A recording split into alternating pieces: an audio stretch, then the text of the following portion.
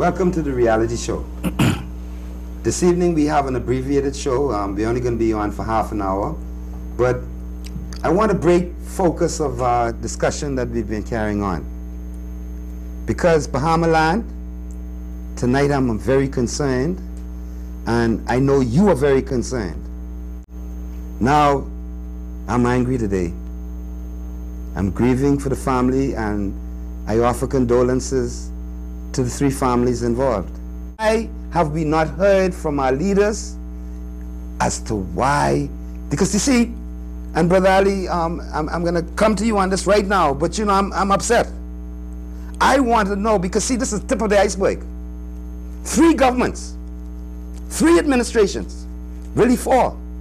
The pending administration, the Ingram administration, number 1, the Christie administration, abbreviated, and the Ingram administration, number 2. 4 governments. And during those 4 governments, our children have been molested in school, in church, and in the streets. Young boys, young men have been shot down by police, have been found dead in prison cells. 4 administrations. And in 4 administrations, children have died in circumstances of neglect, left in the house by themselves, and the house catch a fire. I'm angry, Bahama land. I'm angry with you. I am angry with you. This is your country. These are your children. And you know something? We had a commission of inquiry in 1985. You know this, Brother Ali? Yes, sir. And in 1985, they found that the police was rampant with corruption. But since that time, we have not had a commission of inquiry to look into the police, and our young people are turning up dead. Welcome to the reality show. Brother Ali. Yes, sir. I'm sorry I've taken so much time of a half hour, but I'm upset, and they only give me half an hour to be upset today. Brother Ali, what are we going to do with our children, man? Well, Brother Hannah, you've gone way back into 20 years ago or more.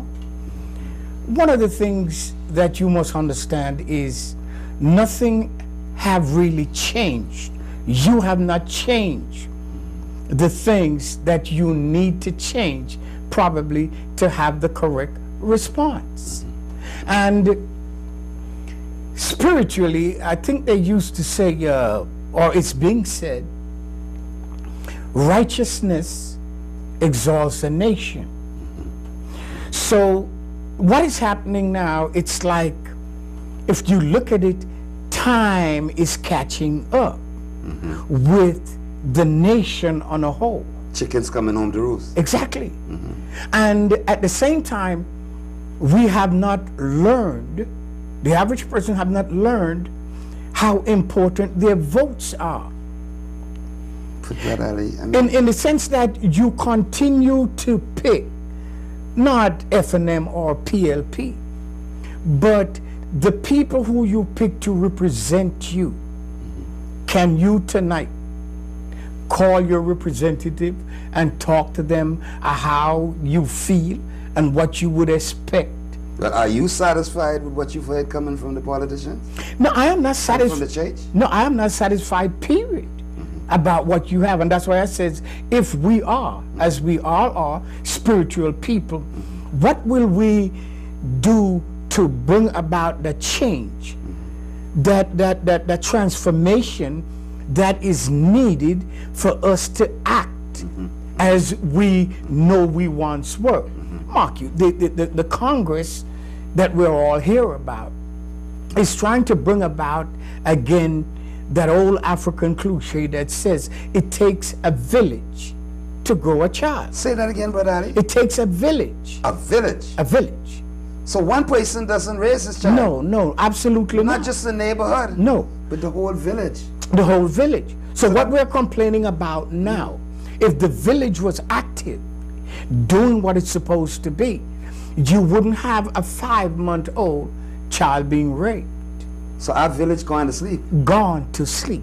If the village was working, the peace officers, which you call police officers, I got other names for them okay, too, you know, but I ain't say them on air. would begin to, when you take a juvenile in, looking at him in a whole different context. Yeah. You understand? But Brother Ali, let me just stop you there. That case worries me, because you have a juvenile being kept in an adult facility and his mother can't even see him. You know, this is the twilight zone that I began practicing law in. In 1977, you used to go down the station 2 o'clock in the morning and the police say, no, you can't see your client. And you'd spend 2-3 hours, sometimes 2-3 days getting to try to see your client. Now this is 2009, Brother Ali. This is a child in custody, in an adult facility. He's going to be charged in a juvenile court. He wasn't even charged with the kind of offense that was going to carry him in an adult court. And today, this young man is dead. I am not pointing the finger at anybody for his death. I'm looking at the negligence in our government, in our police force, in our social service department. In this case, Brother Ali, you know, if the Prime Minister and the leader of the opposition child died in a police station, would they come with the nonsense I heard coming out on the floor of the House Assembly? I tell you something, Brother Ali, if that's my child, well, I get the spirit of Toussaint, I get one cutlass. I don't want too much talk. I ain't encouraging the families of these children to go pick up no cutlass and go cut nobody. But I just tell you that's the kind of man I am.